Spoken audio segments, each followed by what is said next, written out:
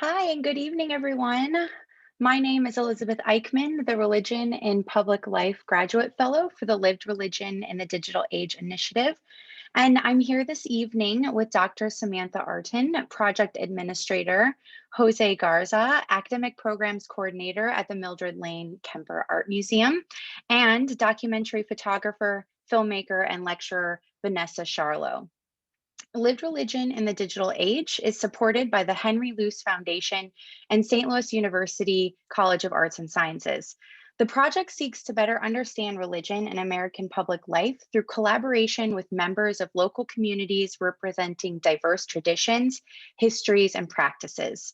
Attending to sounds, sights, and space, as well as to teaching and texts, our research team, including research and teaching fellows, resident artists, and faculty across the disciplines, works to build a robust multisensory inventory of religion as it is lived and studied in the complex realities of modern life. Tonight's program, In God We Trust, Living and Loving God While Black in America with Vanessa Charlot, is the first in our series of programming called Oratory, which is an interactive and public educational programming series that brings together writers, artists, activists, and scholars whose work explores the experiences of religion and spirituality in American public life. Following our talk this evening, attendees will have the opportunity to converse with the artists via submitted questions to the Q&A. However, you may submit questions at any point during the evening, and then we'll address those following the talk. Our talk this evening is moderated by Jose Garza, an artist, educator, and veteran working in new and traditional media, utilizing cinema and popular culture as theoretical frameworks to explore the changing demographic and cultural landscape in the US with significance to the Latinx experience. Garza has exhibited in museums nationally and internationally. He earned a BFA in drawing from the University of Florida, an MFA in visual arts from Washington University in St. Louis, and currently serves as the academic programs coordinator for the Mildred Lane Kemper Art Museum. Garza is also a founding member of Monaco, an artist-run cooperative in St. Louis, and serves on the boards of several nonprofit and artist organizations. Welcome, Jose, and thank you for being here tonight. Thank you for the lovely introduction. Good evening, everybody. It is my pleasure to introduce our special guest speaker, Vanessa Charlot, who is a documentary photographer, filmmaker, and lecturer living and working between St. Louis and Miami, Florida. She shoots primarily in black and white to explore the immutability of the collective human experience and to disrupt compositional hierarchies. Her work focuses on the intersectionality of spirituality, socio-economic issues, and sexual gender expression. The purpose of her work is to produce visual representations of the varied human existences that are free of an oppressive gaze. She has worked throughout the US and Caribbean and Southeast Asia. Her photographs have been commissioned by Vogue, The New Yorker, Oprah Magazine, The Atlantic, New York Magazine, Buzzfeed, Artnet News, among other national and international publications. Welcome, Vanessa. Thank you so much for having me. I am elated to be here. I hope that this evening and the conversation that we engage in will be one that is extremely enlightening, but also one that will be difficult. But I think that sometimes difficult conversations are necessary in order to use art as a means to propel our society further and to create a society in which is equal and is fair for everyone.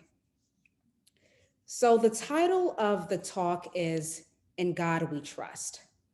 And the reason why I chose to title that is that in our country, it is used as a moniker of sorts or a statement that you find in our Constitution and other important documents that essentially shapes how we show up in the world, what we believe our principles are, and how we interact with one another. But there is a caveat there, that this idea of having inalienable rights, and for those rights to be respected, and for those respected for those that live within our borders and beyond our borders, for them to be respected and treated with dignity in regards to their personhood, has a caveat. This idea was first framed for individuals who were white, male, and cisgender. And so in my work, what I hope to explore is the idea that there is a hypocrisy in those ideas. There is a hypocrisy in American ideas around spirit, around race, that is not always, better yet, that Black and Brown communities are subjected to. So specifically for this talk, we're going to look at the spiritual practices of Black people here in America.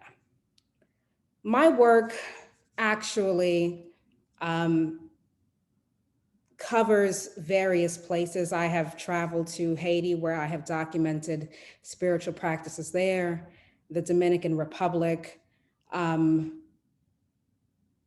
Southeast Asia, and most recently, the American South.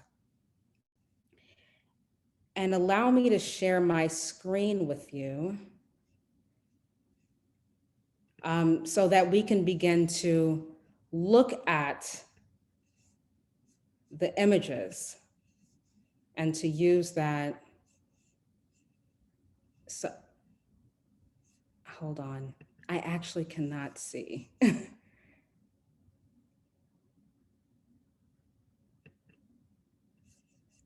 Okay. I apologize for the technical difficulties that we're having right now.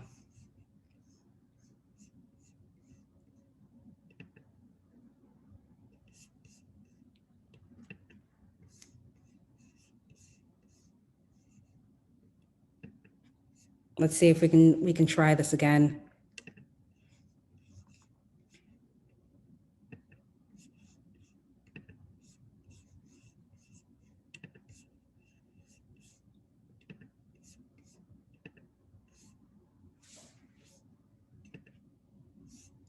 Unfortunately, I am not able to share the images.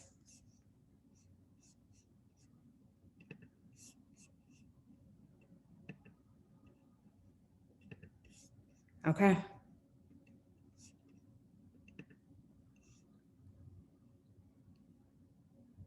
So some of the images you will be able to see on my website. Let me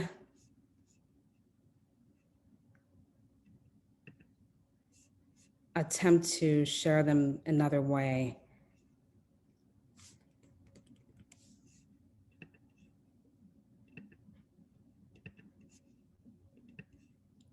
I am incredibly, I'm not sure what happened. It was working before.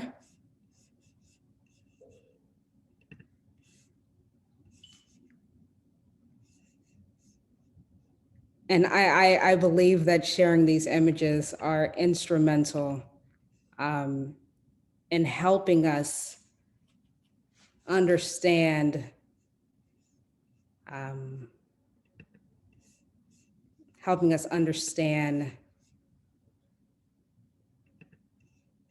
the context of the work.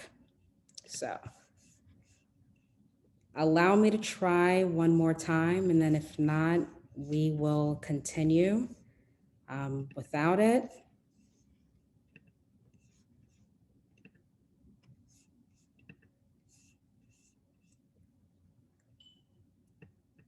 Okay, it's not showing up. So I sincerely apologize for that. One of the first images, though, that I was going to share with you all was a personal project that I'm currently working on. Is about a family that were sharecroppers in Itta, Mississippi. And as a US Army veteran, a friend of mine who was also born on the Quito plantation in Morgan City, right outside of Itta, Mississippi, he would tell me about his grandfather. And his grandfather, Mr. Roosevelt Davenport, is 84 years old. And he lives on the plantation still. And he owns a piece of the land that he was once a sharecropper on. And when I went down there to meet with him, to engage in conversation with him, I was completely enamored by his spirit, how strong he was. I was taken aback by how radiant his smile was, because let's face it, he lives in Mississippi. And where he lives, there is a constant reminder of the past. On Quinto Plantation, there are still the houses of slaves there. There are also the houses of slave owners, former slave owners, peppered around this place. And I recall asking him, Mr. Davenport, why didn't you leave? And, in a deep, hearty chuckle, he said to me that times may have been hard, but my life was good. And his faith is what shaped himself and what gave him the courage to raise his children, in the face of what he was living through. And as you can imagine, as a sharecropper, life was not easy. And in one of the photographs that I regrettably will not be able to show you at the moment, Mr. Davenport actually lost 4 fingers. And the manner in which he lost 4 fingers was when he was trying to put cotton into the cotton gin. And in an unfortunate accident, he lost the tips of 4 fingers. And looking at Mr.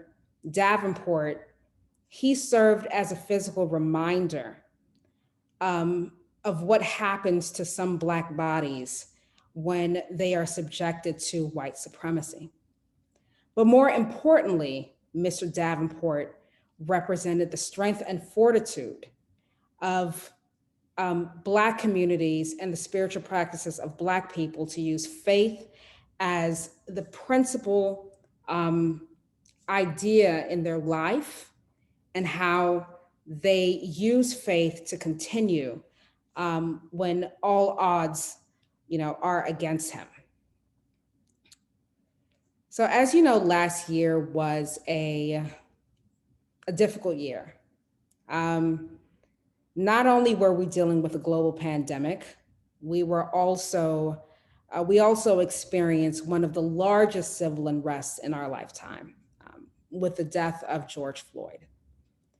And people from literally all over the world came to the streets in order to air their grievances, in order to be supporters of what plagues the Black community.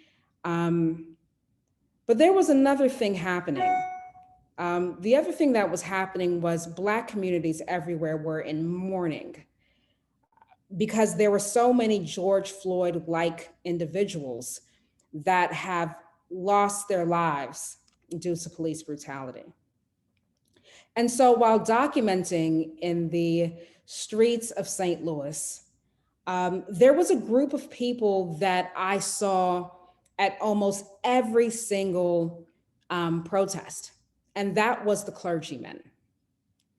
And I could not help but think of the videos that I've seen on the march to Montgomery with Martin Luther King, where you saw white and black clergymen hand in hand, facing the harsh realities of the antebellum South in Alabama, and fighting for freedom and the right to vote at the time. And so I would see white, black, gay, straight, lesbian, just an array of beautiful clergy people that were there, voicing how they felt about the situation. And so I remember at one of the protests in front of the old courthouse, there was a pastor there that was completely engulfed by what an activist was saying. And the activist essentially was calling out the names of people who have died by the hands of the St. Louis police. And while observing him, I realized that the blending of spirituality, religion, and resistance is embedded within Black communities. There's a long history of this.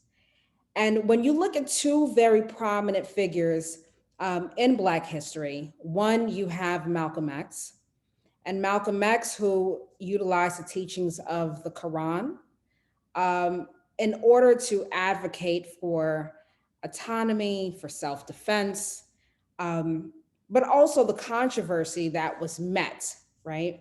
Because he was viewed as someone that was inciting violence, because he believed in self-defense. And that was one approach. The other approach was that of the late, great Martin Luther King, who was a Baptist preacher, and who used the teachings of Mahatma Gandhi, which was nonviolence, in order to, one, fortify the spiritual standing of the Black community, to encourage them. But two, it was used to hopefully move the moral compass of white people at that time.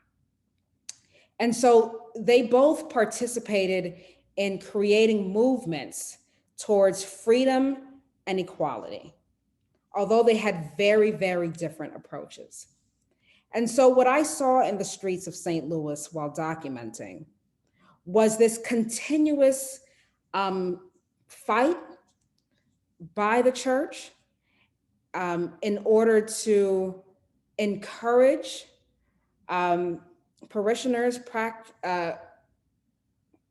practitioners, believers of various faith, in order to propel them to continue to follow certain spiritual principles of truth, of justice, and of equality. And I know that in Black communities, the church oftentimes is a pillar of those communities. And so I saw that. But on the other side, there was this internal battle that I photographed often as well, which is, how do I maintain my spiritual, how do I respect my spiritual principles in the face of oppression as a Black person?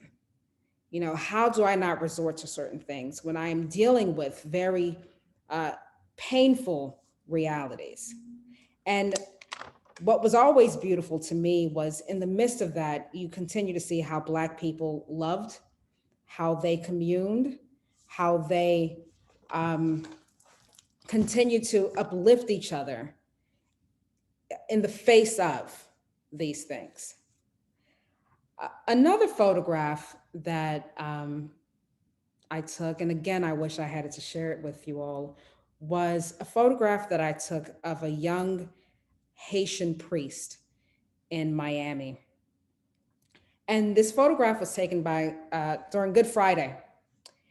And what struck me about this photograph was actually what was happening outside of the frame. And what was happening outside of the frame was that there was a row of police cars that were barricading the road and providing security in order to allow the members of the Catholic Church to reenact the crucifixion of Christ. And I began to think about the idea that although he is in his beautiful robe, when he takes that off, he does not get to experience the world as this young priest that is striving to live a life that is based on spiritual principles. Instead, he may experience the world as a racialized body first. So what does that mean? It means that, unfortunately, certain negative stereotypes that are attributed to Blackness, Black masculinity, Black males, are given to him simply because of the color of his skin. It also means that he is deemed as something or someone that may not be pure or lacks any true moral standing.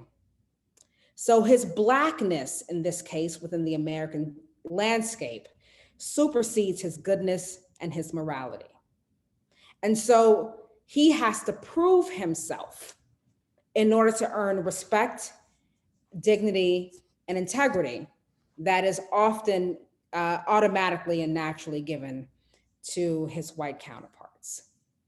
So oftentimes, Christianity is then used as a passport of sorts to experiencing humanity and in order to elevate one's humanity. And so as someone who documents spiritual systems and spiritual practices in communities of color, it makes me think about when one says phrases like, we are all one, we are all brothers and sisters in the body of Christ. What does that mean? And does it only mean that you're able to see one's humanity through a religious lens? And why isn't that extended to viewing each other as one within the human race? So within the Haitian community, Catholicism is a major spiritual practice, but simultaneously, Vodou, which is the religion for those Africans who were not colonized, that is something that they practice as well. And Vodou is an African-based spiritual system. And you see that the practices of Vodou has left Haiti and has embedded itself within Haitian communities in Miami and New York and Boston and different things like that. And so the reason why I'm drawing that parallel is in that when Haiti was colonized, there was a form of synchronization that happened where the loas, and loas are considered, or loas is the Haitian term for gods or deities, were then hidden behind the faces of the saints. And so in many Haitian communities, people practice Catholicism and Vodou simultaneously. And the reason for that is that Vodou is the manner in which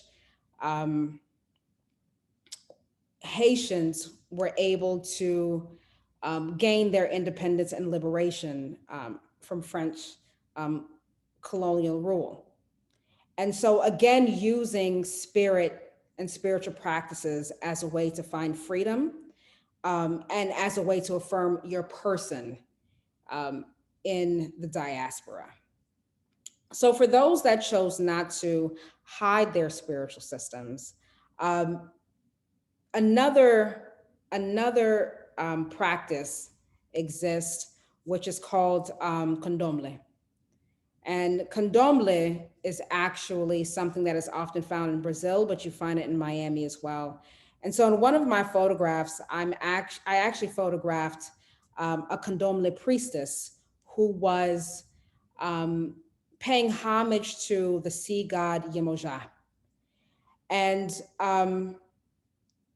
this priestess utilized her spiritual practices in order to maintain her roots, in order to give love and show love, in order to raise her children. She used the practices and the spiritual principles of Condomble to shape her life. But there is a question that is commonly asked when Black communities look at their white spiritual counterparts, right? Like when they're looking at other spiritual systems or religious bodies. And the reason why I bring that up is because I remember that when I was documenting the protests, again, there was a protest where the Catholic Church came out. And so they were praying for peace in the city. They were praying so that everything can be calm, but they also wanted for a lot of the people who were advocating for the affirmation of Black life to understand the importance of maintaining the statue of St. Louis in front of the museum. And so this clashing forces oftentimes people of color to ask the question, when one is praying, when you have a white counterpart praying, who exactly are they praying to? And where is the moral standard where's the moral standard here? And how do you make sense of religiosity and spiritual practices in the face of oppression? Because unfortunately, for many communities of color, we cannot divorce "in God we trust" from the idea that we shall overcome. And so in that, or in consideration with that, religion and spiritual practices supersedes this finite time and space that we see here. For a lot of Black communities, religion is irrefutably connected to the afterlife. Because for a lot of people, the idea is that since I cannot have freedom and justice here, I hope that by practicing these spiritual principles or following a certain religion, that I will surely get to a place where I can experience peace and I can experience solace there. So I hope that you have enjoyed this talk. It pains me that certain photographs were not able to be seen. I will share them with Dr. Elizabeth Ekman and Dr. Samantha Artin. And hopefully you will be given the opportunity to see these photographs in order to shape, to visually conceptualize the conversation even more. Vanessa, I have one suggestion to try if we can. Since I removed your spotlight, I'm wondering if that impacted your ability to share. So would you mind humoring us and trying to share just one more time? I would be honored to. Nothing, which is weird because before we were able to share without a problem.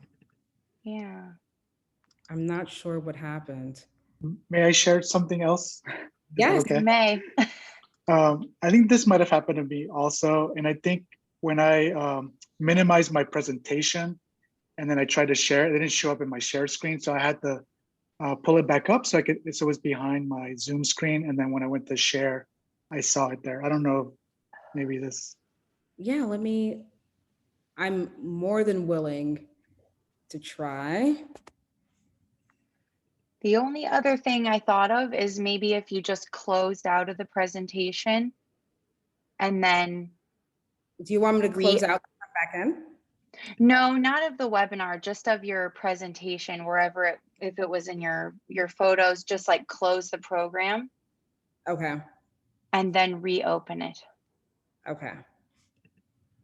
Otherwise, if this doesn't work, I will work with you as soon as we're done here tonight and get the images and share them with all of our attendees so that they can see them. Yes, I would love for them to see it because it definitely helps. Yeah, it's just not happening for me. I'm not sure why that is. Because we were literally able to share it. I know, it happens. Oh my goodness, I apologize for that. That's okay. That's okay. No worries. Okay, we can proceed. And Jose, welcome. Yeah, thank you, Vanessa, for sharing insights into your process and how you think about photography. One of my favorite things about photography is that it's so ubiquitous, right? So we all typically have a camera in our pocket that's part of our smartphone. But I also find that it's a very challenging medium. So I was just, I always like to start with like a beginning story.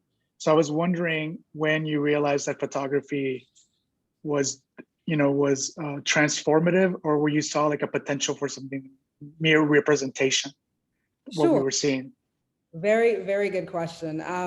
So, backstory, I'm originally from Miami, and I grew up in a Afro-Caribbean Latin community. And at the time, my mother didn't want me to go to the school that was in the neighborhood. And so she heard of an art school. And my mother literally ran to Walgreens and was like, "Hey, Vanessa, here's a camera, go outside and take pictures." Right.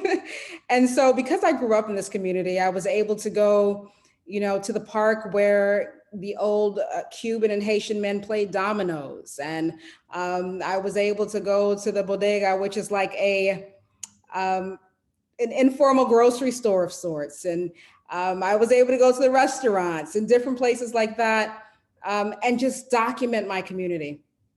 And so at the time, quite honestly, I didn't know what I was doing.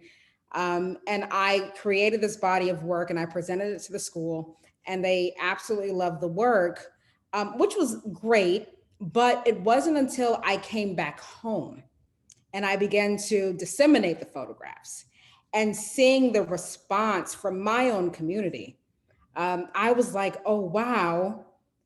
I didn't expect that. But I remember specifically one of the elders in the community saying, I had never seen myself so beautiful in a photograph. And so as I began to get older and I began to think about why is it that there isn't a huge representation of Black and brown bodies in photographs that are not from a voyeuristic perspective, right? But instead someone that is like a fly on the wall within these communities in order to show authentic representation. When I didn't see enough of it, that's what definitely propelled me to focus my work on that.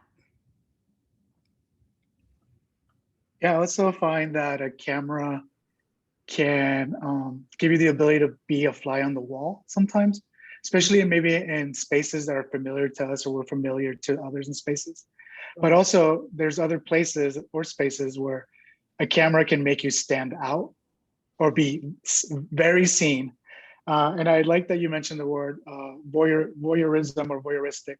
Right. When you're in a space that's not familiar to you, or where you don't know the community, or let's just say like if you're in a protest and you are documenting, how do you prevent from being a voyeur or being perceived as a voyeur? Yeah. Another good question. So when I began to document, let's say the protest, initially I had my camera, but that wasn't pictures wasn't the first thing I was trying to do. Um, I understand the power of the camera, right? And how stories are shaped through images. And so in order to attempt to the best of my ability to eradicate this idea of voyeurism, I actually engage in conversation with people. Um, I try to learn about their position, why they're there, and more importantly, if I were to take a photograph of them, what do they want to say in the photograph? And so these conversations have become instrumental in my work. Not every single time I think it's necessary to use a camera. Sometimes you need to sit back and observe. And then from there, you can hopefully begin to create images that properly reflect the community that you're documenting.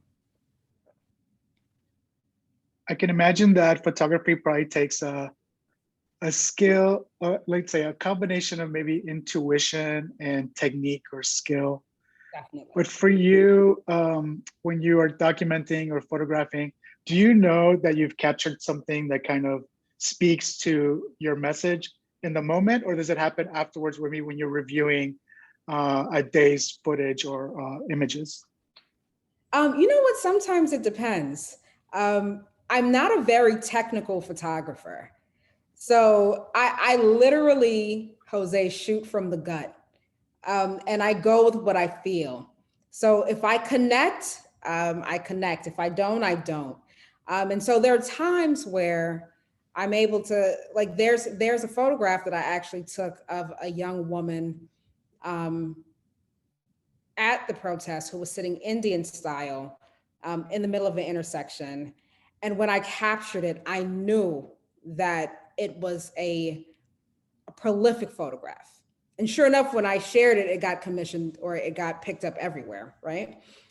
So I knew that because I was able to capture how she was feeling in the photograph. And then there are times where I take a photograph and I'm not really thinking about it. And then when I go back to review it, I'm like, wow. But I must tell you that oftentimes when I'm photographing, I have people like James Baldwin, Toni Morrison, um, Gabriel Marquez, like different people like that in my head. Like I play them in my ear. And the reason why I do that is because I love the work of artistic giants that keeps me present, that keeps me critical. You know, like it's so easy to get into this tunnel vision where you're only thinking about the visual aesthetic and how does something look and things like that. But I think that as an artist, I'm not Toni Morrison, Nina Simone said this, you must be able to reflect the times. So if you're looking to reflect the times, I think it's important to have artists in your ear that is making you really think about what you're looking at. That's fascinating. I love that you're thinking about other art while you're photographing. And in particularly like some of the artists, other artists that you mentioned, you know, giants from the literary world. Yes. I was just kind of curious. I could pick any of the ones that you mentioned, but is there something in particular that you think about maybe Toni Morrison when you're photographing? Is there like a particular book or passage or maybe something that she said? There's probably so many. Yeah, no, so first of all, I am a Toni Morrison fanatic, right? I actually majored in English literature in college. So that's that's that. But Toni Morrison, her literary work was created free of a white gaze. And that's something that she talks about a lot, the white gaze. And the white gaze basically is that when a group of people or someone who represents an oppressive group is present, your behavior changes, right? And so when your behavior changes, you're not showing up in the world in an authentic manner. And so what I'm always thinking about is how can I ensure that my camera is not used as a tool of an oppressive gaze. And so that is a constant thing in my mind. The other thing too is that, I want to create, or I hope that I make images that it's almost like it's like an inside thing that you weren't supposed to know about, but then right? Like you just so happen to be in a certain room, in a certain space. And the reason why that's important, I think, is because it's important that communities of color begin to see themselves photographically as something that is not an other, as something that belongs in the photograph. They belong in those artistic conversations. They belong in the public American discourse when it comes to identity and understanding of self in a way that is not as this thing that is often the corner for you to just look at, but instead as something that is central and essential to the conversation. Having seen a lot of your different photographs that do represent folks from different communities, I do get a sense that there's an equity to how you capture an image. But there's also a predominance of Black community members in your photographs. And one of the things that you just mentioned was, and I've heard you say it before too, about maybe liberating or freeing, photographic subjects from the oppressive gaze. Is there something in particular that you feel? I mean, this sounds like it could be a very complex answer, but is there a particular thing that you feel like really allows you to do that when you're photographing? How do you liberate somebody from an oppressive gaze when you take their image? Yeah, I mean, really good question. So I am a Black woman, queer, and child of immigrants, right? So when I show up in a space, I'm also an Afro-Latina woman, right? So when I show up in a space, I show up with all of me. I make sure that I do not hide any part of who I am. And the reason being is because I want for whoever I'm photographing, hopefully to find a piece of themselves in me. And I hope that I find a piece of myself in them too. Because the only way to, anybody can create a beautiful photograph. But if you want to see a subject disrobe themselves in front of you, you must be first able and willing to bear yourself naked in front of them. Oh, wow, that gave me chills. I was wondering about if there's specific differences between how you experienced Miami, where you're from, and you're now, you work at a St. Louis, or you work at both Miami and St. Louis, is that correct? Yes.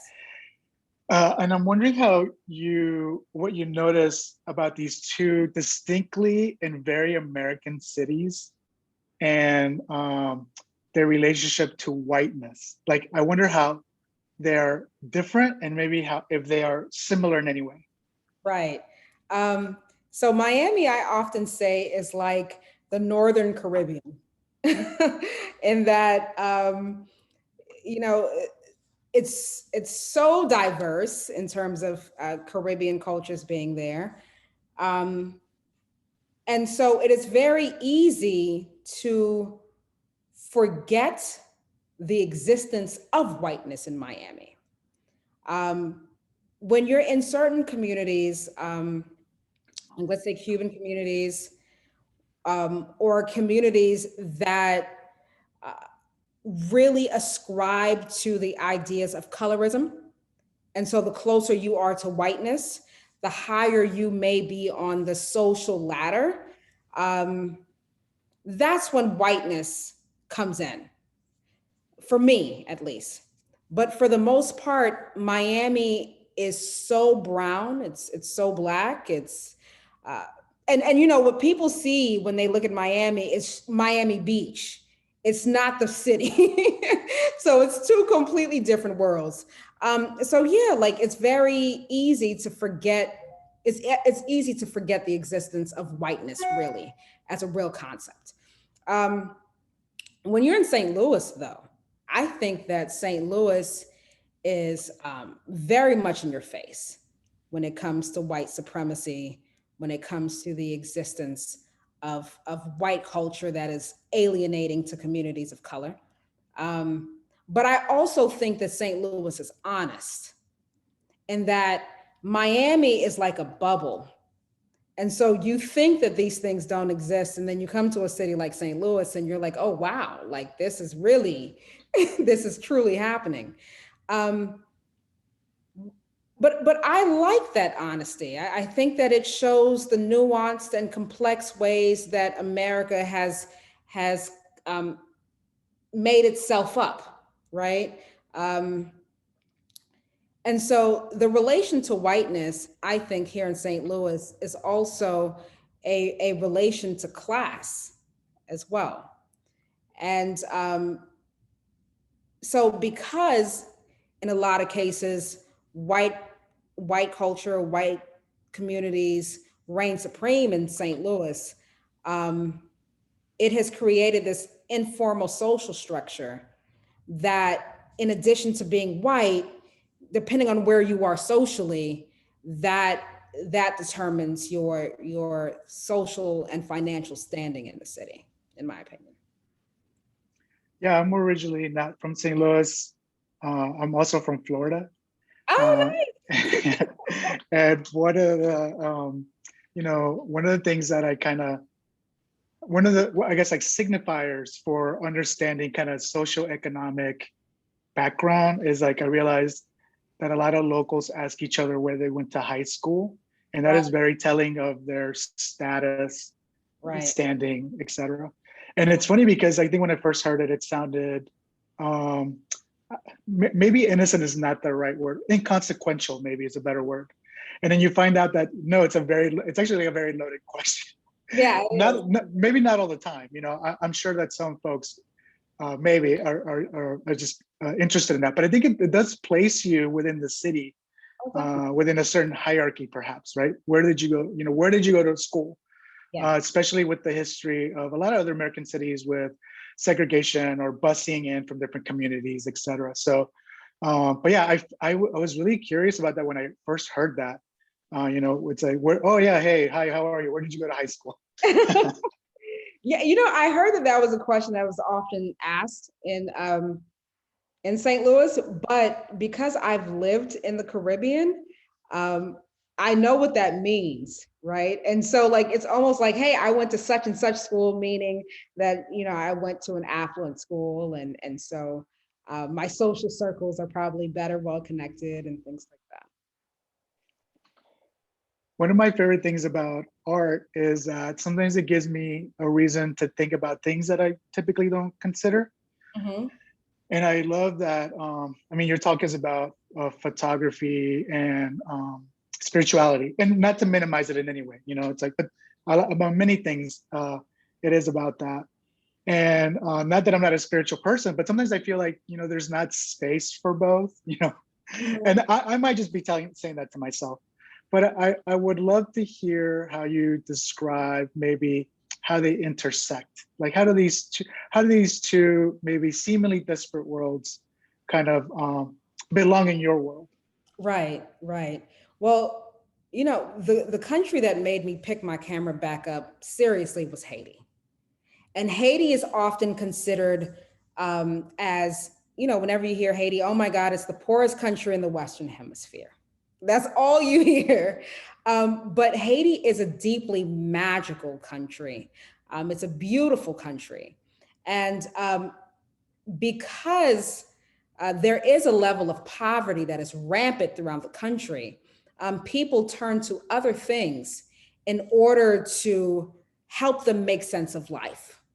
And that primarily is spiritual practices.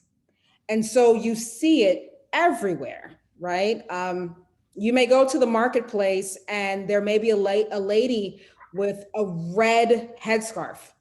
And so red symbolizes, it represents a certain kind of spirit or deity or whatever. Like everything is so interconnected that way that there was no way of divorcing the two. But also, when you grow up in, I think, in an immigrant community, like everybody goes to church or whatever. And I saw it everywhere. And I think that that's just a part of my community's makeup. And I didn't want to neglect that. Like, I'm not a deeply religious person, but I understand that it's important to document those aspects of us, because if not, then history will continue to paint Black and brown people as these one-dimensional beings. And so I wanted to create a conversation of deeper substance. I want to make space for some of our other guests here to ask questions, but I hope I can ask you just one more, if that's okay. Yeah, sure.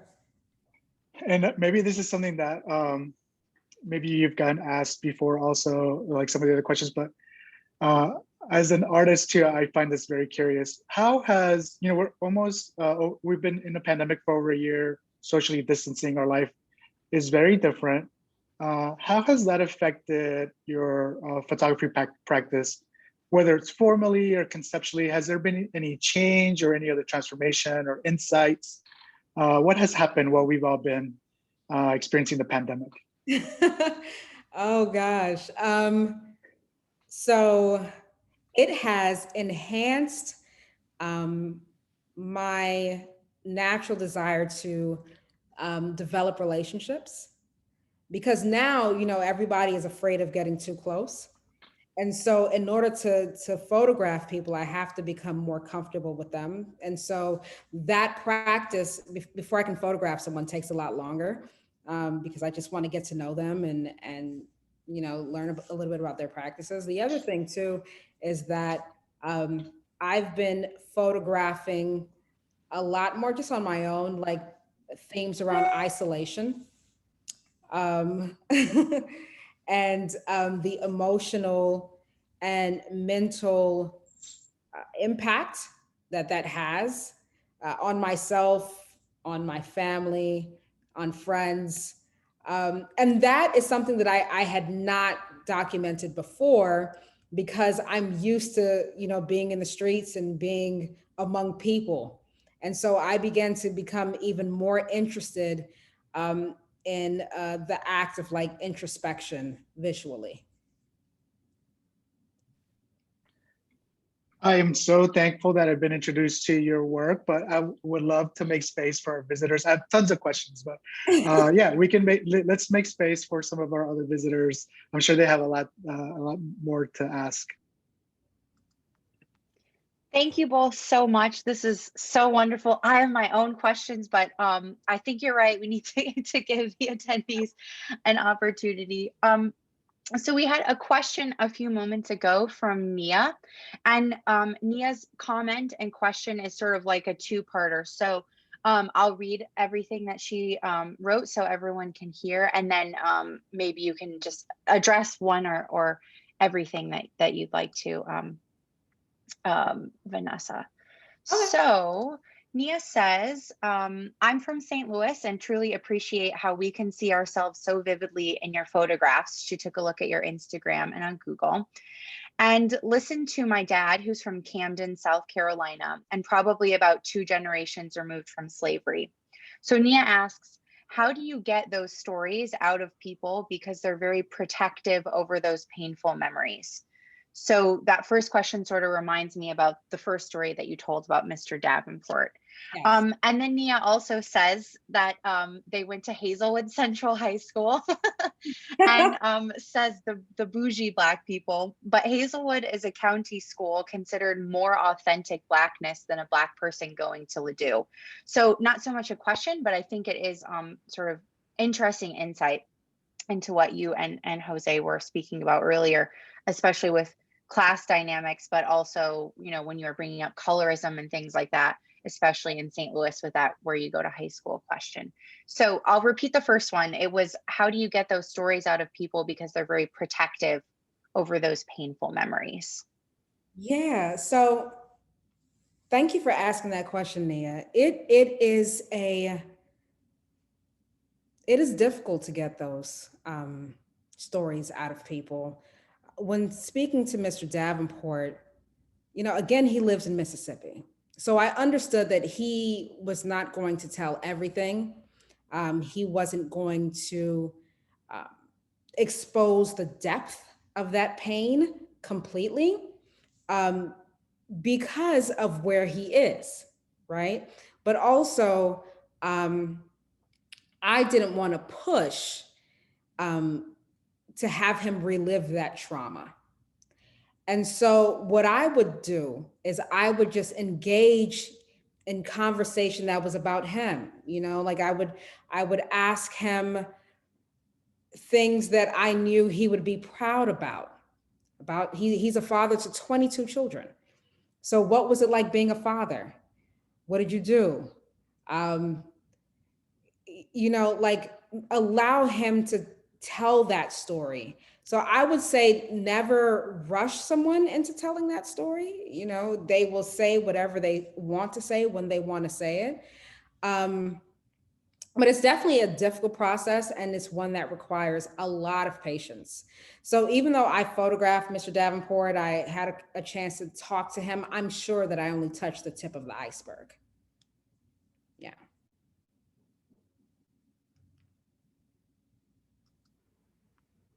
Hi everyone, I'm Samantha Arton, Project Administrator for Lived Religion in the Digital Age, and I'm hopping in here to help ask a few more questions. I have a question here from Reynaldo, who says, thank you very much for this wonderful presentation and conversation. He says he considers himself an Afro-Caribbean, children of immigrants from Haitian parents, among other identities, and he is from Puerto Rico. He has a question for you. Has your work helped you articulate or better understand your identities? And if you're comfortable with it, could you share some examples? So absolutely, Ronaldo, and it's nice to have another person of Haitian descent. Yes, specifically living in Haiti, I think that, oftentimes when you grow up within a spiritual dogmatic family, you are encouraged to negate any aspect of you that is too closely aligned to African-based spiritual practices. And so when I lived in Haiti for 7 years, I began to learn very quickly that, things that I saw that my grandmother would do every day is something that you see in Voodoo, right? So going to get the leaves to make tea, spending time out in nature, things like that. It was very embedded within those nature-based practices. And it helped me understand the depth and richness to those spiritual practices that were in my line for such a long time, that were not necessarily text-based, but experience-based, right? And so it really changed how I understood spiritual practices within Afro-Caribbean cultures.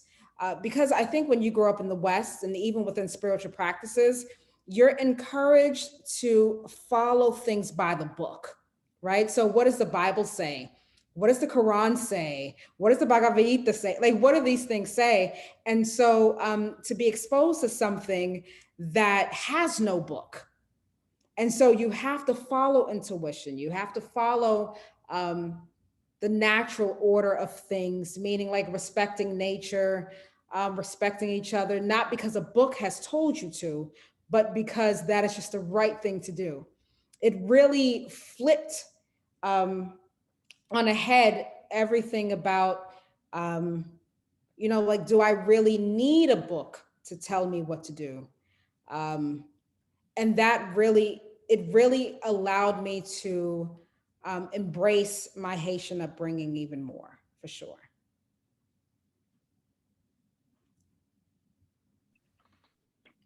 Vanessa, I hope it's okay that I have another question. Oh. I'm Did enjoying. I? Yeah, me too. Thank you for taking another one of my questions. Did I hear correctly? Did you serve in the Army? Is that correct? I did. And then, so this is a question and then with a follow-up. And then how long did you serve? I was there for 3 years. And has your time in the Army, has that informed your creative practice at all? Is there anything that, because I've found that even if people serve at different durations, that being embedded in military culture kind of can seep into your post-military life, for the better or not. But I'm wondering if that has been the case for you too. Has there anything from the military that's kind of stuck with you? Yeah, for sure. I am very regimented in my practice. Like I create, not always based on inspiration, but like I work it, right? Which which is so army like, which is so military like. Also, when I'm documenting, because of the training, I'm always aware of my surroundings. Um, I have learned how to read people really well because of the military. Um, I'm meticulous when it comes to how my work is presented and things like that. But one of the biggest things I think that the Army has instilled within me is just that grit. Um, because documentary photography is not easy. It's not easy work, especially when you have these ideas that are imposed on you because of your identity, right? So being a woman in the field is tough. And then being a Black woman in the field is tough. And then being a queer, like it's just a lot of stuff that has been imposed on you. And so the military has allowed me to literally, put it in my mind that there's a saying that says, if it ain't raining, we ain't training. Meaning that like, it doesn't really matter what's happening around me. These stories must be told. And so I move with that.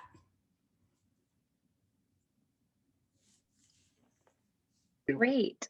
Jose, did you have a follow-up? Oh no, I just said thank you. No, thank you. And to our attendees, if you have any more questions, we definitely have some time, so feel free to submit via the Q&A. But I also have a question for you in the meantime. And so my question is, how does your documenting of Black American experiences of spirituality, religion, and resistance sort of compare to the communities that you've documented outside the US? So you mentioned, of course, specifically going to Haiti, the Dominican, I think you said South Asia.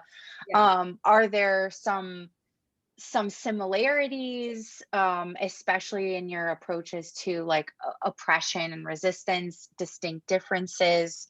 How do those sort of experiences compare, and then how is that reflected in your work? Yeah, I actually love that question.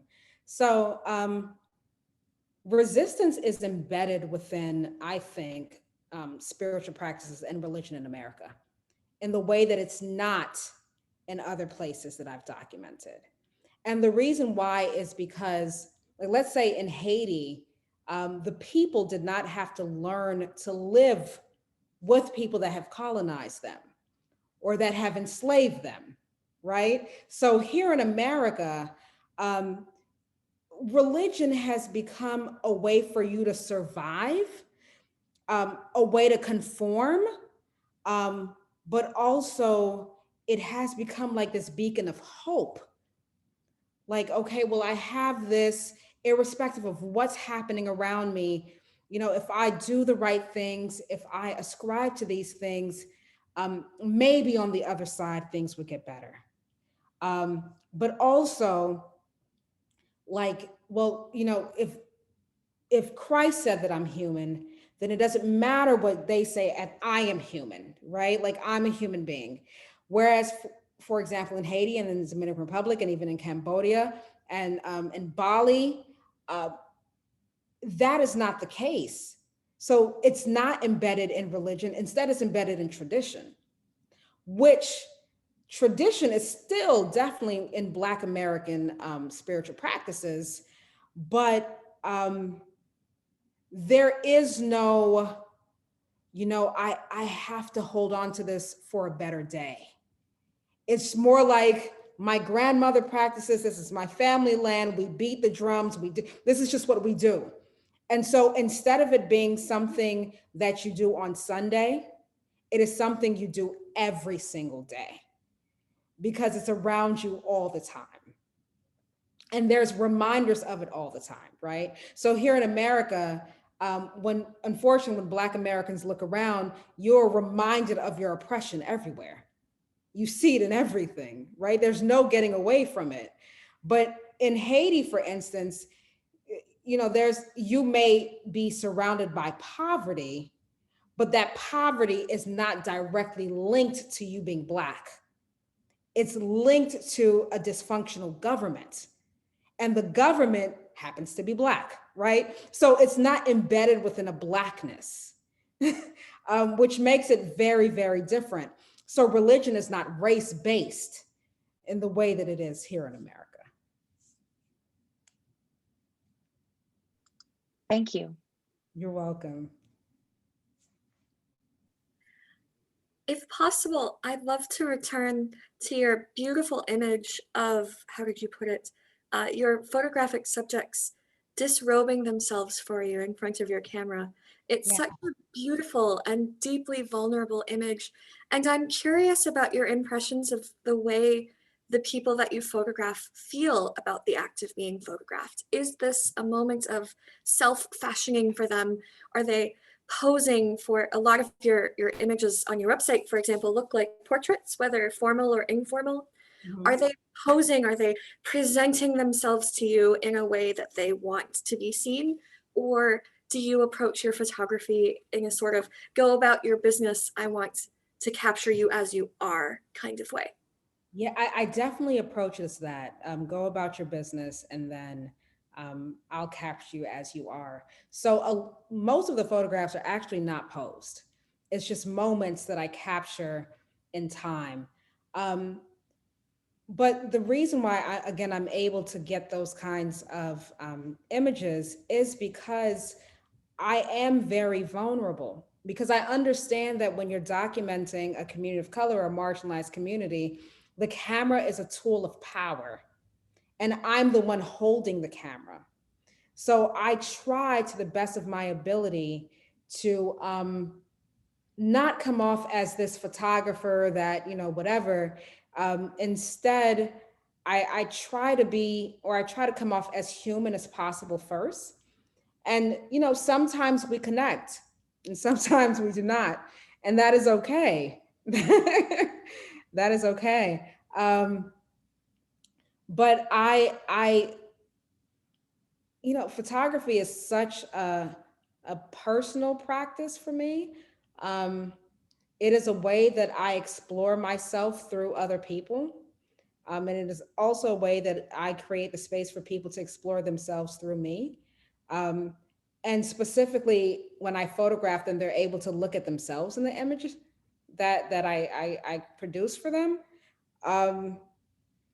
So I don't want it to be staged, like I don't. So there's a photograph that I have of Mr. Davenport that I'll send to you guys. And where you see the four tips of his fingers are gone. And he's holding on to a beam, and he happened to be looking away. And I wanted that more than having him, like posing or something like that, because I wanted to show the breadth of his experience. And then I hope that people get curious as to what those stories are about or who those people are. Wow, thank you. So you also photograph events. You were talking about some of your protest photos. Mm-hmm. Have any of the people that you've captured in those moments come to speak to you afterwards and told you their stories? Definitely, definitely. It usually happens before though. It usually, like when the protest pictures that I have are typically, 2 hours in. And that's when I begin to photograph. And it's because I want to talk to people. I want to, know what's going on and build some kind of rapport. And so I have a photograph actually of a little boy who has a sign around his neck, and it says something like, "Am I the suspect?" or "Am I something that?" And his parents and I engaged in a conversation where I asked, why did you come here with your child? And so they wanted to, have their child be a part of history and have their child understand what they're out there doing. And so when I showed them the photograph, they were completely taken aback by how precious their baby looked. But yeah, I totally prefer to engage in the conversation before, because then I want you to forget that I'm even there when I'm photographing.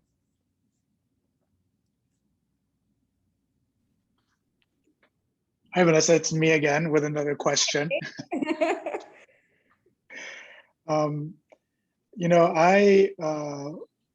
I love the way that you speak about photography. I mean, when I was introduced to you, it was through images that are very compelling.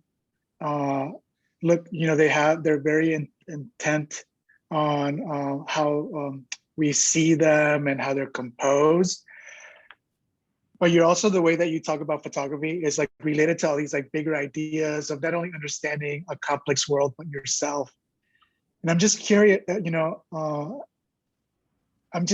like when that happened, like, did you think about photography and how complex it is and how can we relate it to different experiences at the same time, or did that occur over time, or that other things kind of introduce these like broader ideas into your practice? Yeah, so I'm an avid reader, and the things that I read about are things that are definitely those large ideas um, about like communities of color or whatnot. And I began to, through reading so much, I then began to see those ideas be reflected in our society. And so I wanted to photograph that and begin to bring photography or use photography as a means to elevate the conversation visually, right? So you may understand things through written word, but when you couple it with a photograph, I think it deepens it. I also think that it becomes something that's forever etched in your mind, right? So when you look at the work of, let's say, Zora Neale Hurston, who says that the Black woman is the mule of the earth, right? And how vivid and metaphorical that statement is. And then you may have the work of Gordon Parks or of Bruce Davison or different photographers like that. And you see women, sometimes Black women in a Dorothy Lange situation, a white woman who is working that way. You're now able to conceive the idea of the plight of women within the American landscape, right? And so I wanted to, I hope in my work and in the talks that I have that I'm able to bring those two things together. Because I don't think that it's something that should be divorced. I think that there is a way to commune those two artistic practices. Thank you so much. Thank you. So I have two shorter questions, I think, in conclusion. So the first is a bit about your plans for future work or work in progress, if you would let us into that process. So I'm wondering, is there anything else that you're working on right now that you would want to share? And or is there some sort of aspect of the Black experience identity that you haven't explored yet that is sort of in the back of your mind maybe as a future project? Yeah. So right now I'm expanding the work in Itabena, Mississippi, with the Davenport family. I also have a ongoing project talking about Black queerness and the queer identity and how, like internalized and externalized homophobia within Black communities and how are queer people navigating those spaces. Um, and then, so I have three things going on. And then, the revitalization of African-based spiritual systems among second and third generation immigrant children in the diaspora. And so in Haiti, there's a term called Guinée, and Guinée basically means a spirit worker. And so with the rise of, ideas around New Age and things like that, I'm really curious as to how the next generation is infusing the old with the new in order to make sense of themselves, their identities, and their lives. That's great. Thank you. We are very excited to see that new work. I know I am. So my final question for you is, it might be sort of a loaded question or one that's too big of an ask, but I'm just wondering if there's one thing that you want everyone here to take away from your work or your talk, one lasting thought, what it might be. Oh my goodness. I would venture to say that what I hope that people take away from my work or from this talk is that, there are certain things that one undergoes, or there are certain experiences or emotions that one may experience, right? And so the idea of suffering, of oppression, of pain, of love, joy, all those things, it is a universal human experience. So I hope that my work begins to humanize the Black and Brown experience, that their experiences is not other, but instead it's embedded within the American fabric. Like when we're talking about spirit, like we all, for Black communities, it may be spirit, for another group, it may be something else, but we all use something in order to make sense of this thing called life. And so I want to create work, or I hope that my work challenges the notion that there is a real other, right? Because there really isn't. We're all just reflections of each other. And so that's what I hope. Well, thank you so much, Vanessa, for being here tonight. And thank you to Jose for moderating our conversation. Thank you all for attending. We hope that you enjoyed the presentation as much as we did. And I want to invite you all to join us for our next oratory event taking place on April 29th. We're hosting local author Tolo Rotimi Abraham in a talk called Our God Was a Woman, Sex, Gender, and Spirituality in Black Sunday, her first novel. You can find the link in the chat. So thank you all so much for being here, and look out for our email soon with Vanessa's images from tonight, and we hope to see you all soon.